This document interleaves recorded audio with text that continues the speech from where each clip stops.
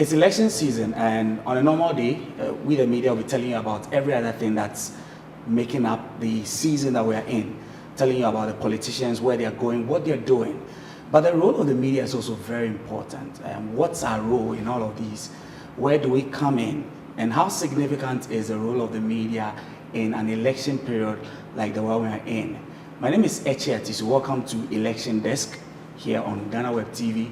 I am at the Media Foundation for West Africa. We're speaking with a Senior Programs Officer, Kweku Krobi Asante, and he's going to speak to us about how the role of the media is important in all of these. And we'll speak about some other issues relating to fact-checking, getting information right, and dispelling other misinformation out there. Kweku, welcome. Pleasure. How have you been? We're managing. It's election season, like you rightly said, and it comes with a lot of work, you see. But yeah, we're managing. That's it. I mentioned in my intro that well, on a normal day, we the media will be the ones out there telling everyone this is who is going here, doing this, checking people.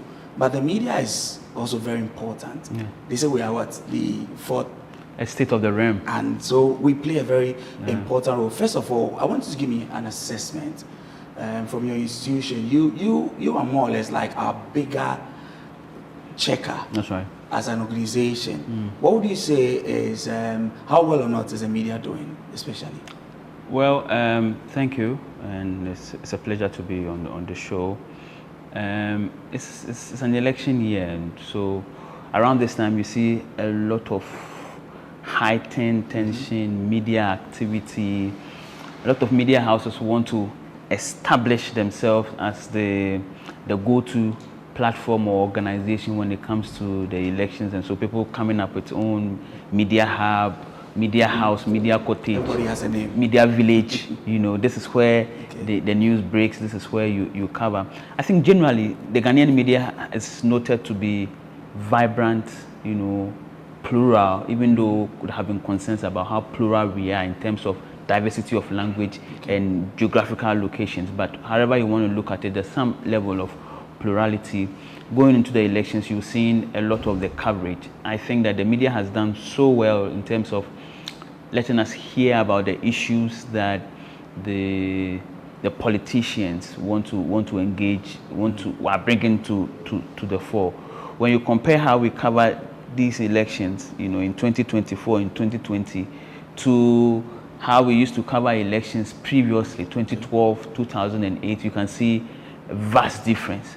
Today we see a lot of issue-based narrative, you know, the media driving the discussions on the basis of what policy you're going to have. At least now, if you catch anybody in the street and say, call, 24-hour economy or something like that, what is Bamia coming to do? Digitalization and things like that. And this is credit to the media. So largely in terms of really the role of the media, surveillance, which is one of the things, or letting people, and also always approaching such conversations with a quantitative lens. Okay. You understand? So to say that, well, the media is 6/10 or 7/10 or 8/10 or whatever we want to give it, because there are many layers to the conversation. It's very nuanced. 6/10 in terms of what, really. But like I'm saying, in terms of really bringing us the information on what is happening everywhere, you see journalists following these top politicians to give us a sense of what they are talking about. That has been great, even though there's more to do in terms of inclusivity. There are about 13 people on the ballot paper now, right? You want to say, have all of them been given equal coverage by the media? My answer is no. In which case, we are not there yet in terms of ensuring, you know, inclusivity and fair coverage for everybody. We are still brewed in or stuck with the NPP NDC narrative. But quite frankly, this election season we have seen a good amount of force, and perhaps maybe force is not the word I should use, because and I'm giving credit to somebody else, but I'm just saying a number of energies coming from other political parties, right? Alan Martin's group it's out there pushing. Cheddar, Nana Kwame Bediakun's group is out there pushing. I think Really, even LPG, right? Akpalu is also making, and sometimes you don't see him here, but when you go up north, you see a lot of his signages out there. And then there's the CPPs, Sapon Kuma, comparatively, I see that there's a lot more activity coming from some of the other political parties. But when you want to compare in terms of coverage, somebody will argue that these are the two big parties. So obviously you don't expect a 50-50 or an equal coverage. But I mean, in fact, even if you want to do a content analysis to say how many times, for instance, has GhanaWeb reported on Baumia or Mahama as compared to, you will see the gap, which is where we need to put in effort. So that is one aspect of the work. The other aspect is how well have we guarded against harmful narratives on our platforms. And when I say harmful narratives, it could be a lot of things. For instance, how well have we guarded against abusive language or indecent expressions on our platforms? How well have we done in terms of misinformation and disinformation? How well have we presented our platforms in a way that it provides accurate information? Those are also other areas where we are falling short. And generally, even how we host these politicians there's so much that can be done. You see somebody, and you just see that the media is just fanning, setting them up so that they can just say a lot of things that can create mayhem for us. So there are a lot of blots or botches in the process. But generally, I think that in terms of really letting people know the issues going into the elections, which is what is very useful, so that people can decide on information available, we have done well. But the aspect of accurate information getting to them, which is the most important aspect, I think there's so much work that needs to be done. A lot of the things you're saying, I want to believe, are because of the traditional media. But Yes. there's new media. Yes. There's social media. Yes. A major part of all of the things we're talking about today. Yes. Now, that's changed the dynamics of how we tell stories. Now, people say that everyone is a journalist today. We can go online and report things. Yeah. What's your assessment, especially of how social media has impacted the work we do, especially because our work has to do with putting out accurate information? What would you say is your assessment of that? Well, and it's good you brought the aspect of social media. All what I was saying previously was legacy or traditional media, really, TV, radio, newspaper, online, right? And then there's the new media or social media platforms also come into play. Today, there's something we call intermediate agenda setting, right? Previously in the communication school or journalism class, they will teach you agenda setting. Yes.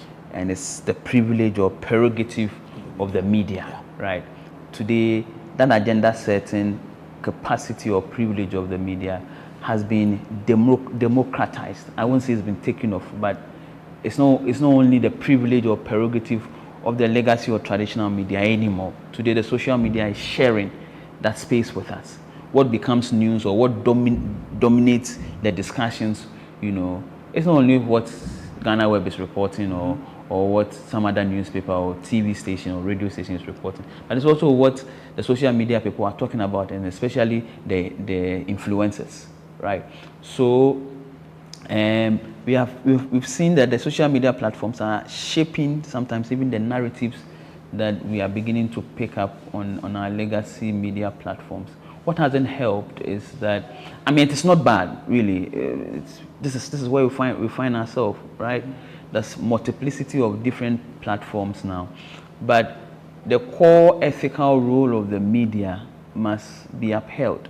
If you ask me how have we fared with that, I think we have not really done so well in terms of how we pick the content from social media and bring it up to traditional or legacy media. The point is that much as many people are trooping to social media to share their narratives and share their voices, when it comes to accuracy and verification, they want to fall on the traditional media, right? So if somebody is sharing something, this is what is happening here, we want to come to GhanaWeb. Has GhanaWeb reported it? We want to come to Joy. We want to come to City. We want to come to Graphic. We want to come to, you know, those major traditional media platforms, because when they verify, then we can be sure that, okay, these people are reporting it. And then we can the verification. Which is the problem I'm talking about, that we are beginning to see that people just lift and come and put it there. Oh, we are hearing that on social media, this is what is happening, so people should be careful. No. What have you done as a media platform to verify? Because the people rely on you for accurate information. As for social media, we know no regulation, everybody has access to it. It's user generated, right? Anybody can just go in there and put on there. But what has the legacy media or traditional media platform done? It is not enough to just pick it up and come and say, well, this is what the social media platforms people are saying. If you are not certain, if you cannot present the facts, then you might as well go quiet on it. Because in journalism school, we teach you verify, and verify again. When you are not sure, drop it. But there's also there's a thin line there, because there are certain people who don't speak to anyone, but their platform is social media, but they are more or less authorities. So they put out information, the media picks it up. Yeah. How about that? Yes, which is the problem I'm talking about. The media picking it up is the problem I'm talking about. How do you pick it up, right? Picking it up in what form and state, and how are you presenting it to the audience? The social media influencer is an influencer. He's out there to influence. Journalism is not necessarily influencing, even though there can be aspect of our work to be influencing. Really, the core of journalism is public interest. We are not in there to influence anybody. We're in there to seek public interest. But the social media influencer, who may have 2 million, 1.8 followers, is out there doing his own thing. They are open to a lot of deals depending on who is giving them. We've seen the narratives, happening on social media. But if you are picking information from them, then you must do the work of a journalist. Go and verify, check from the sources, speak to the person who shared if they are willing to speak. Go to check from the locations they mentioned, check from the other parties they mentioned, or look for an independent, actor in the space to take their thoughts on the subject matter. Then you can begin to say, this person put this on the platforms, but we have gone through to verify indeed this is the case, or the case is the other way around. I don't know if you get what I'm trying to say. Yes. All right. Well, we're out there telling you what's happening in the media. That's our job every day. But also we put our jobs and our lives on the line every now and then. The examples from the last election.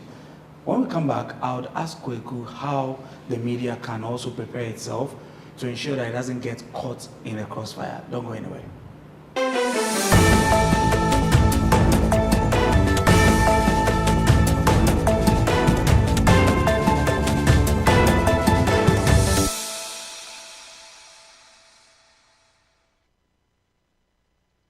My guest is Kweku Krobi Asante. He's also a lead fact checker at Fact Check Ghana.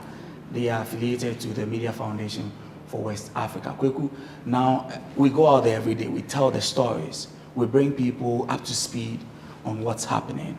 But then we also put our jobs on the line. Every now and then we have stories or instances where the media is caught between the crossfire, and it's a big conversation. Because if we are too scared to go out, we can't do our work. We're going into the elections. How does the media prep itself to ensure that we are not more of the victim than actually telling stories? Okay. Well, I pick your question as a concern on safety of journalists on the field. That's what you mean, right? Good. Sorry. So the point is that before you go out, and I know a lot of journalists will be assigned to various locations. So, for instance, even in the newsroom, you should probably first look at flashpoints, right? Which constituencies are the places where by data, actions have been happening. When I say actions, it can be anything. Yeah. Where protests have happened, where there have been, scaffolds, I mean, Ewutu Senya East, for instance, there were claims of gunshots, right? Which is where things happen. In the last election, some journalists, somebody sustained a gunshot, right? Yes, so the newsroom must first list all these key areas, the flashpoints across all the 16,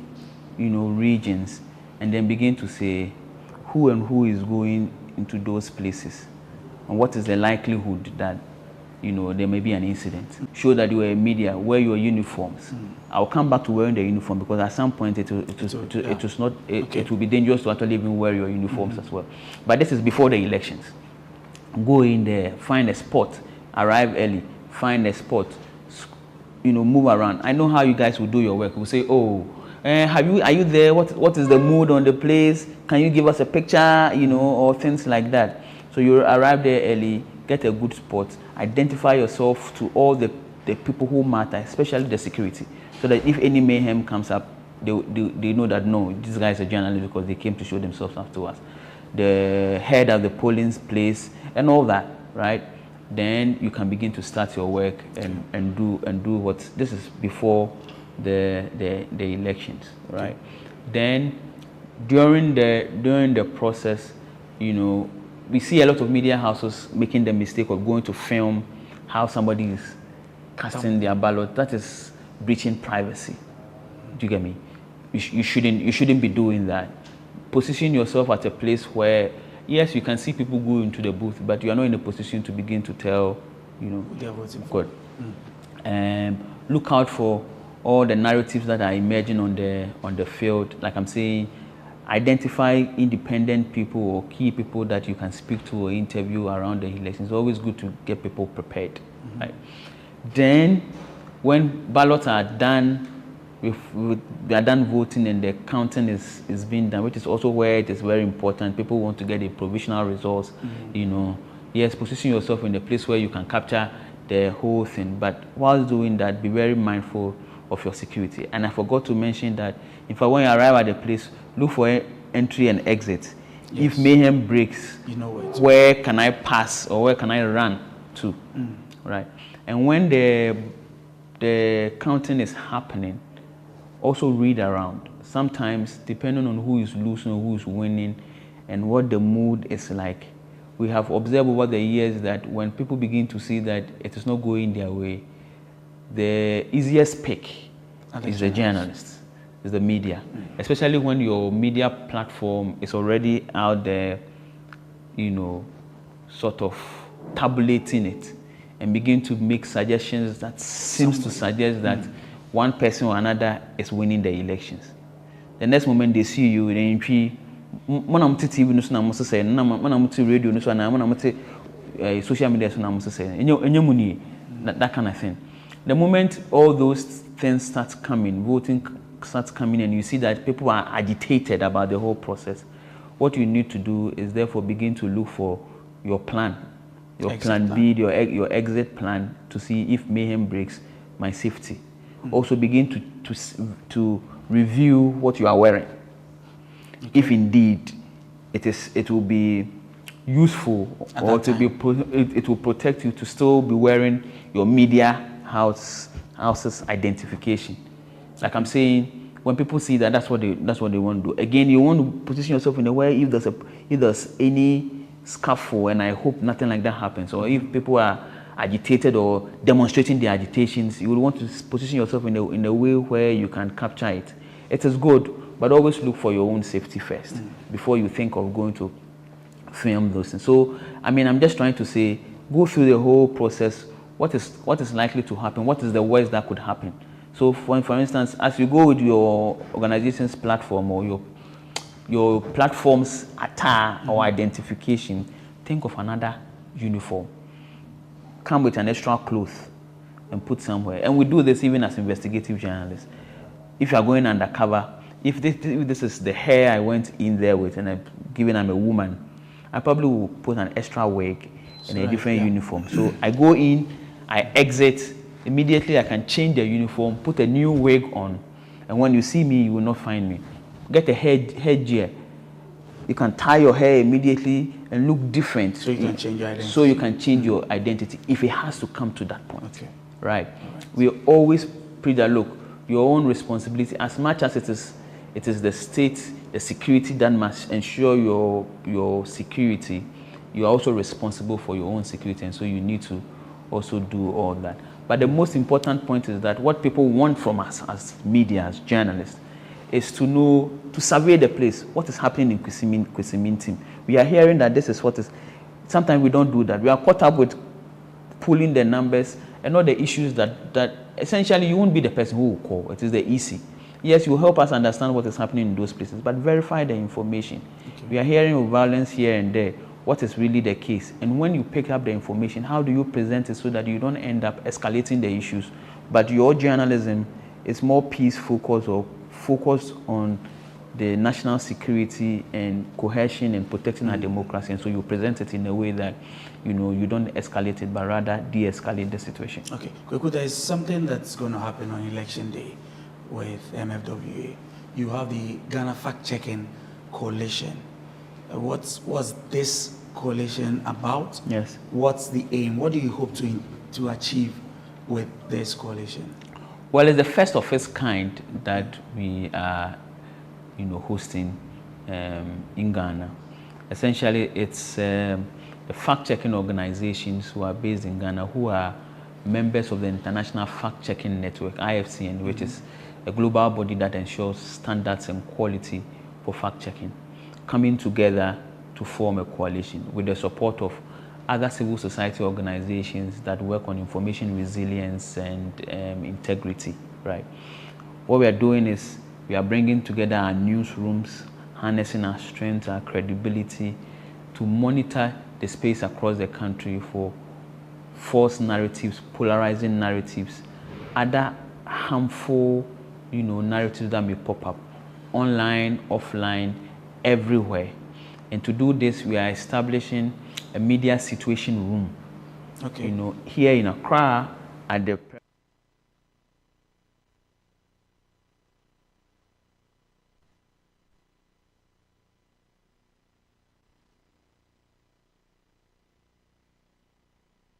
been granted access only when the declaration is being made at the National Collation Center. And so in the past, although some media may have had access to our polling stations, it was only when the declaration was about to take place that the media were invited to the National Collation Center. Today, this has changed, and hence my discussion and my declaration that this is a historic moment. Going forward, as like today, the media will have access to all our centers across the country.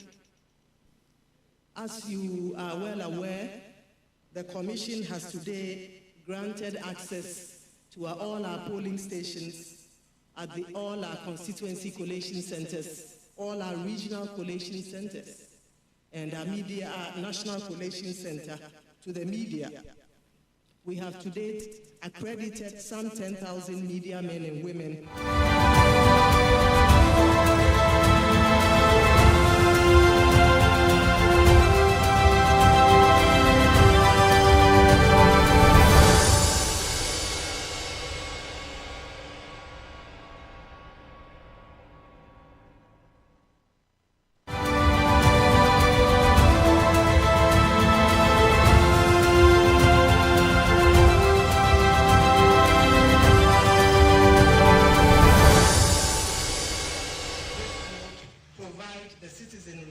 With vital information and help eliminate and reduce completely the suspicions that had hitherto characterized our work. Ultimately, we have no doubt that this will help to cement the peace and stability of our country. Our media partners, over the next 3 days, and to the citizens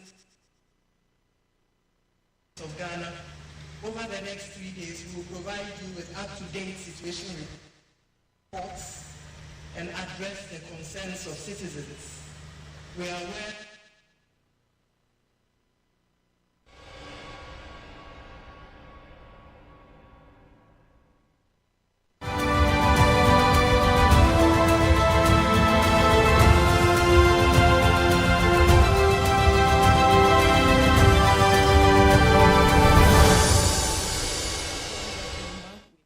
able men and women behind the telephones, and they are willing and ready to take any issues or concerns you have to enable us address